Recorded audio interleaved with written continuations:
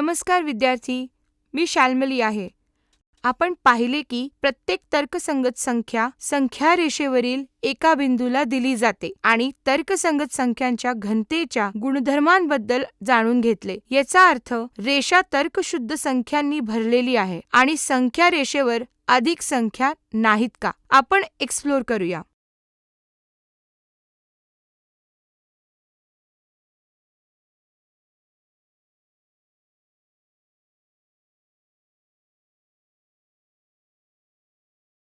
शिकण्याचे परिणाम. संख्या रेषेवरील अतार्किक संख्यांचे प्रतिनिधित्व करणे आणि त्यांना अतार्किक संख्यांच्या दशांश स्वरूपात व्यक्त करणे. संख्या रेषेवरील वास्तविक संख्यांची कल्पना करणे.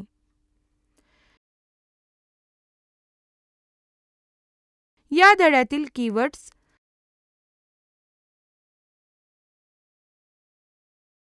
संख्या, तर्कसंगत, अतार्किक,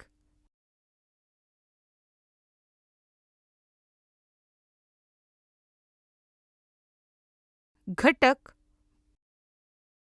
पूर्णांक,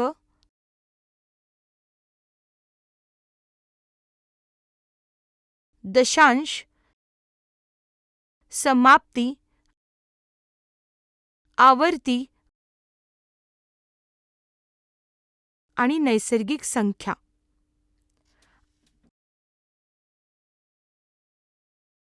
आयसोसेल्स उजव्या कोनाच्या त्रिकोणाचा विचार करा, ज्याचे पाय प्रत्येकी 1 युनिट लांब आहेत. पायथागोरसच्या प्रमेयाचा वापर करून हायपोटेनसची लांबी ही square root of 1 square plus 1 square म्हणून पाहिले जाऊ शकते. ग्रीकांना असे आढळले की ही स्क्वेअर रूट ऑफ 2 ही पूर्ण संख्या किंवा सामान्य अंश नाही.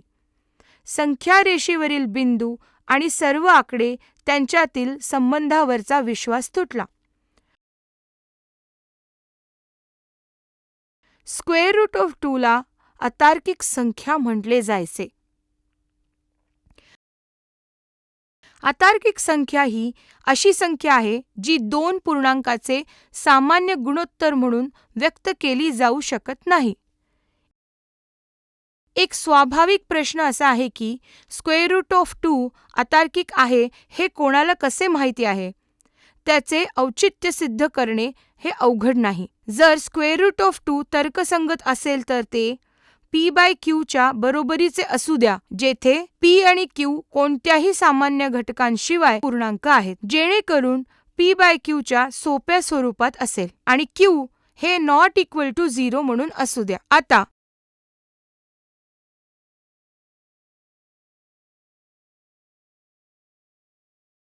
तर इक्वेशन 1, ज्याचा अर्थ p स्क्वेअर देखील आहे. इक्वेशन 2, परिणामी p सम आहे. हे सिद्ध करू शकाल का? p is equal to 2 metre. कसे काय? आपल्याला p square is equal to 4 metre square मिळते. हे 1 मुळे असे समजा. 2q square is equal to 2q square is equal to 4 metre square किंवा q square is equal to 2 metre square असे आपण परिणामी मानू. 3 आणि 4 दर्शवतात की p आणि q मध्ये समान घटक 2 आहे. हे p आणि q मध्ये कोणतेही समान घटक नाहीत या आमच्या गृहीतकाशी विसंगत आहेत. म्हणूनच स्क्वेअर रूट ऑफ 2 ला p/q म्हणून लिहिता येईल. हे आमचे गृहीतक चुकीचे आहे. म्हणजे स्क्वेअर रूट ऑफ 2 तर्कशुद्ध नाही. स्क्वेअर रूट ऑफ 2 शिवाय आता अशा अतार्किक संख्यांची अनेक उदाहरणे देता येतील. येथे काही आहेत की square root of 5, square root of 7, 2 square root of 3, pi एखाद्या वर्तुळाच्या परिघाचे त्याच वर्तुळाच्या व्यासाशी असलेले गुणोत्तर हे अतार्किक संख्येचे आणखी एक उदाहरण आहे. ज्याला युरलची संख्या देखील म्हणतात, ही आणखी एक सामान्य अतार्किक संख्या आहे. गोल्डन रेशो, ज्याला गोल्डन मीन किंवा गोल्डन सेक्शन असेही म्हणतात, पेंटागॉन, पेंटाग्राम, डेकागॉन, डेडेकाहेड्रॉन इत्यादी साध्या भौमितिक आकड्यांमधील अंतरांचे गुणोत्तर घेताना अनेकदा अडखळणारी ही संख्या आहे. ती एक अतार्किक संख्या आहे.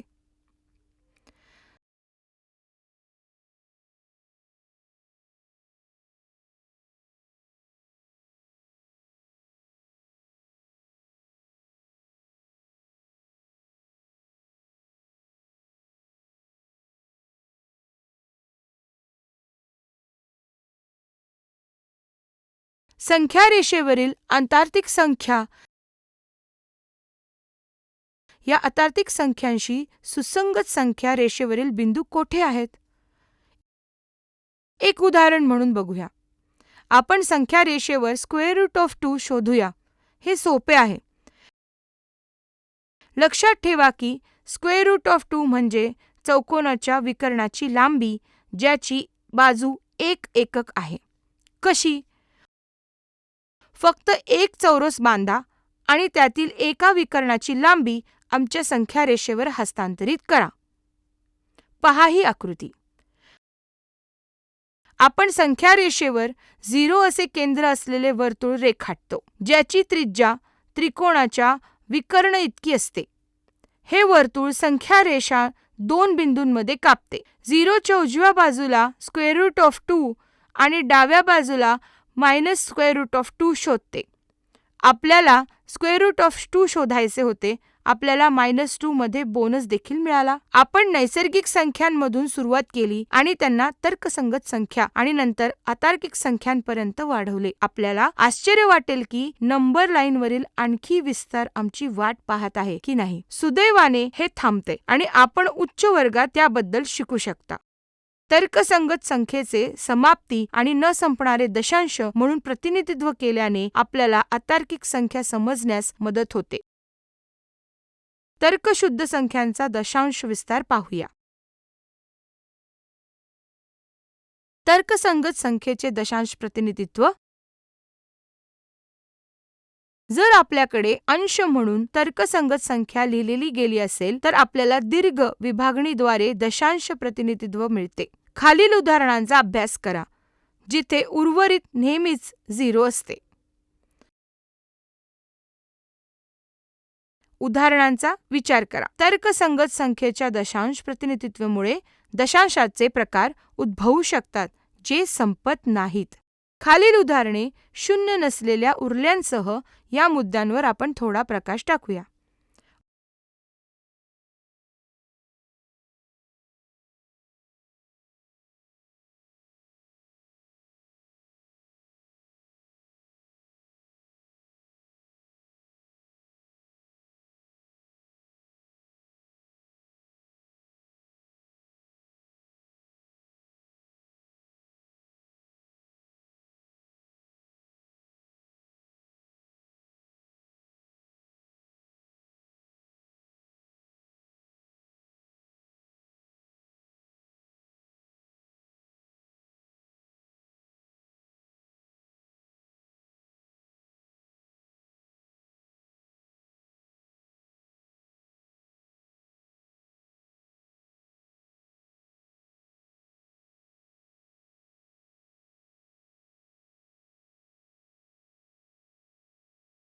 उदाहरण. दशांश स्वरूपात खाली दिलेल्या गोष्टींचे प्रतिनिधित्व करा. 1. -4/11 2. 11/75. द्रावण. तर्कसंगत संख्या याद्वारे व्यक्त केली जाऊ शकते.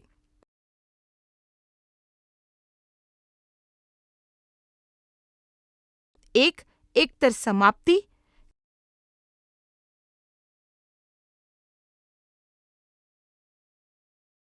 किंवा न संपणारा आणि वारंवार दशांश विस्तार.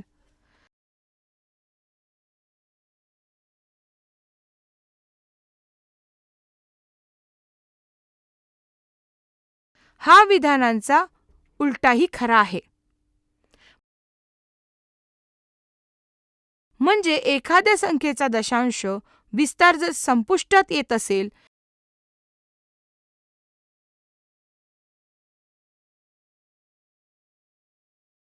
किंवा न संपणारा व वारंवार होत असेल तर ती संख्या तर्कशुद्ध आहे.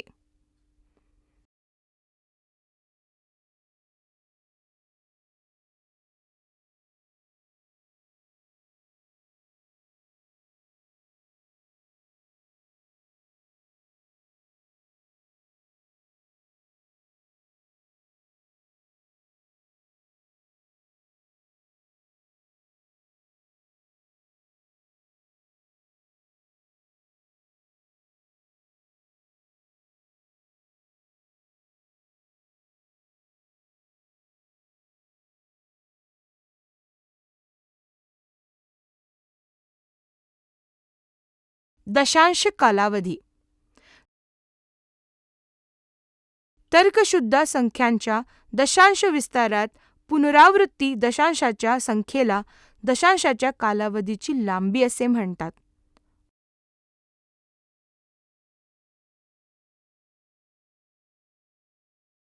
उदाहरणार्थ,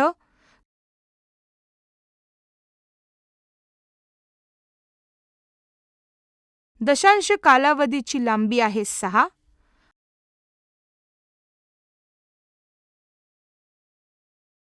समाप्त दशांशाचे तर्कसंगत संख्येत रूपांतर.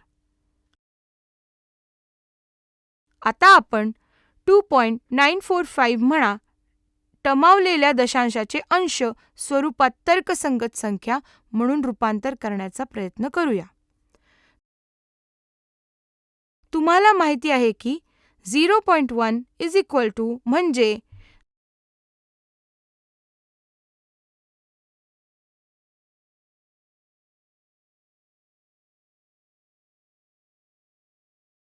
दशांशाच्या संख्येत दशांश बिंदूनंतरचा प्रत्येक अंक हा 10च्या वाढत्या शक्तीमध्ये भाजक असलेला अंश असतो. म्हणून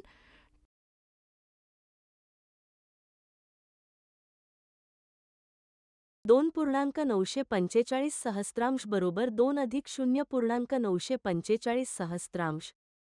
छेदनला सामायिक करणे 2 अधिक 9/10 अधिक 4/100 अधिक 5/1000.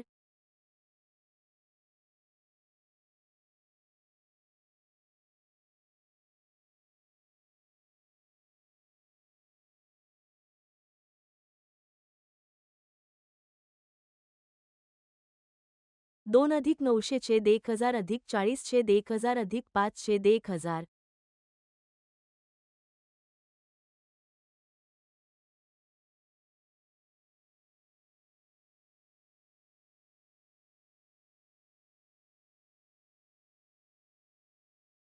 नऊशे 45/1000.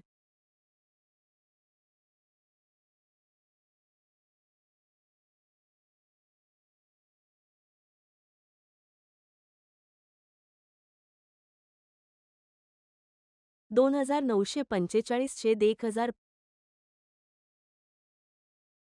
589/200.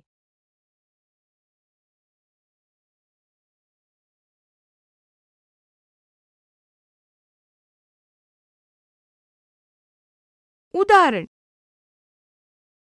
खालील दशांश संख्यांचे p/q च्या स्वरूपात रूपांतर करा, जेथे p आणि q पूर्णांक आहेत असे आपण समजू आणि q हे 0 नाही.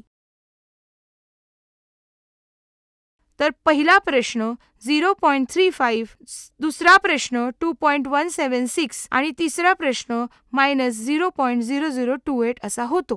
द्रावण 0.35 35/100.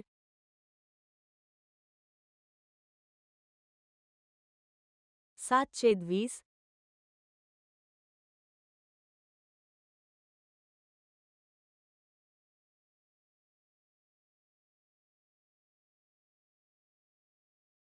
2.176 सहस्त्रांश 2176 छेद 1000 272 छेद 125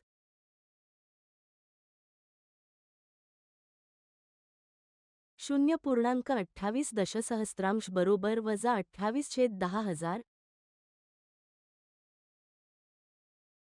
वजा 7 छेद 2500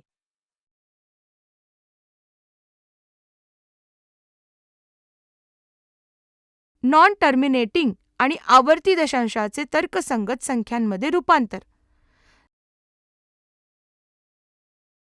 संपुष्टात येणारा दशांश हाताळणे खूप सोपे होते. जेव्हा आपल्याला 2.4 सारखा दशांश मिळतो तेव्हा आपण केवळ 10 ने विभाजन करून दशांश बिंदूपूर्व मुक्त करू शकतो. अशा प्रकारे 2.4 ला 24/10 जे 12/5 किंवा 12 म्हणून जे सोपे केले जाते आहे, परंतु जेव्हा आपल्याकडे दशांश असतो तेव्हा समस्या अशी काही होते की आपल्याकडे 4 ची अनंत संख्या आहे आणि म्हणूनच विभाजकात 0 ची अनंत संख्या आवश्यक आहे. उदाहरणार्थ 2.4 दशांश बरोबर 2 अधिक 4 छेद 10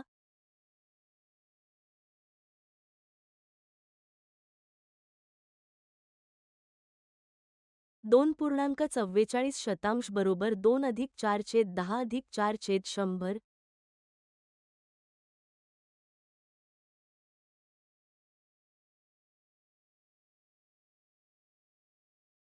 2.444 सहस्त्रांश बरोबर 2 अधिक 4 छेद 10 अधिक 4 छेद 100 अधिक 4 छेद 1000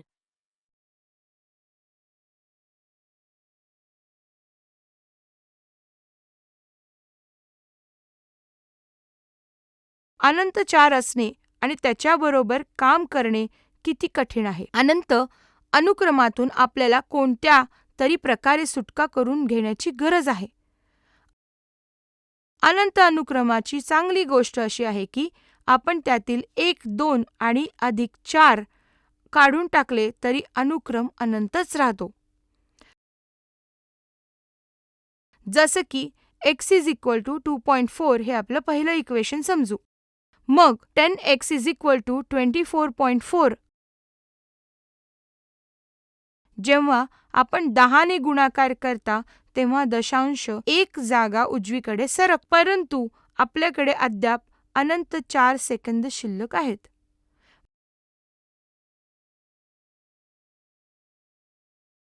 मिळवण्यासाठी पहिले समीकरण दुसऱ्यापासून वजा करा.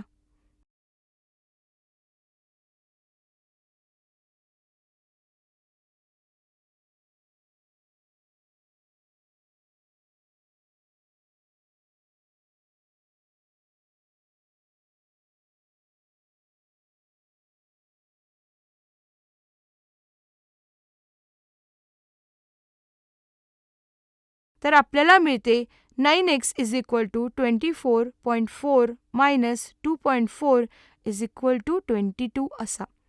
अनंत 48 अनंत 4 वजा करा आणि उरलेले आपल्याला मिळते ते 22. तर x ची व्हॅल्यू ही = 22/9 अशी आवश्यक मूल्य समजू. न संपणाऱ्या पुनरावृत्ती भागासह कोणतीही संख्येचे अंशात रूपांतर करण्यासाठी आपण हेच लॉजिक वापरतो.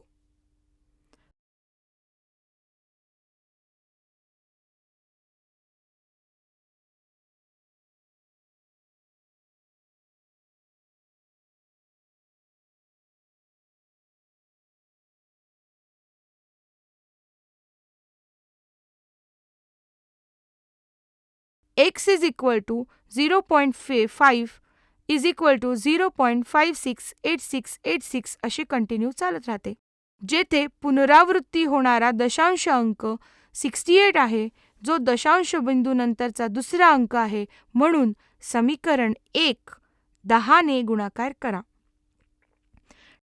10x = 5.686868 हे दुसरं इक्वेशन असं आपण समजू. आता दशांशाचा कालावधी 2 आहे. समीकरण 2 10 ने समीकरण 2 100 ने गुणाकार करा. 1000x = 568 0.686868 असं आपण तिसरं समीकरण समजू. तर समीकरण 3 मायनस समीकरण 2 केल्यानंतर आपणास मिळते की 990x इज इक्वल टू 563 किंवा x is equal to 563 by 990.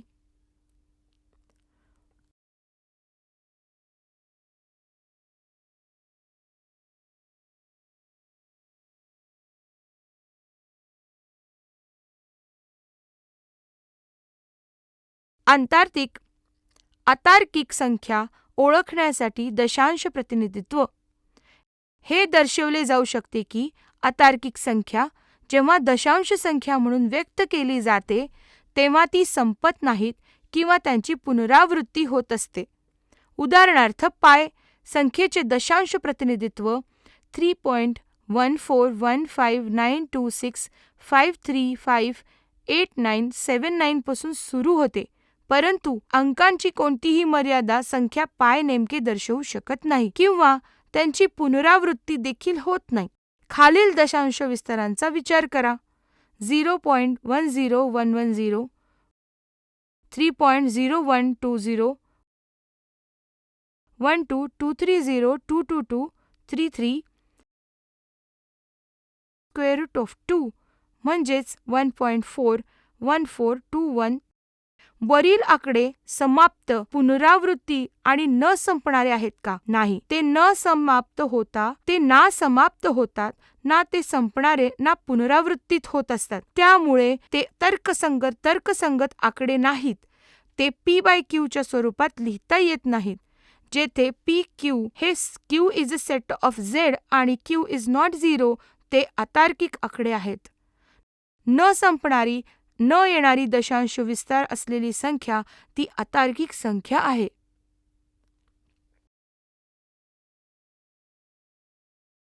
लक्षात ठेवण्यासारखे मुद्दे: अतार्किक संख्या ही न संपणारी आणि न येणारी दशांश असते, म्हणजेच ती p/q च्या स्वरूपात लिहिता येत नाही. जेथे p आणि q हे दोन्ही पूर्णांक आहेत आणि q हे 0 नाही. सर्व तर्कशुद्ध संख्या आणि सर्व अतार्किक संख्यांच्या एकत्रीकरणाला वास्तविक संख्यांचा संच असे म्हणतात. प्रत्येक वास्तविक संख्या एकतर तर्कसंगत संख्या असते किंवा अतार्किक संख्या असते. वास्तविक संख्या ही तर्कसंगत संख्या नसेल तर ती अतार्किक संख्या असावी.